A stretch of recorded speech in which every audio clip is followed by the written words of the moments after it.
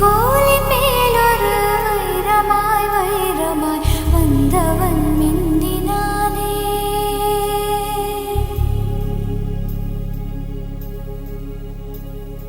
விண்மீன்கள் கண் பார்க்க சூரியன் தோன்றுமோ புகழ் மைந்தன் தோன்றினானே.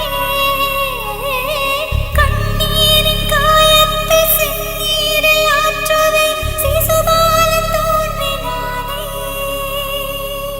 அன்பென்ற மழையிலே அகிலங்கள் நனையவே அதிரூபன் தோன்றினானே. போர் கொண்ட பூமியில் பூக்காடு காணவே புகழ்மை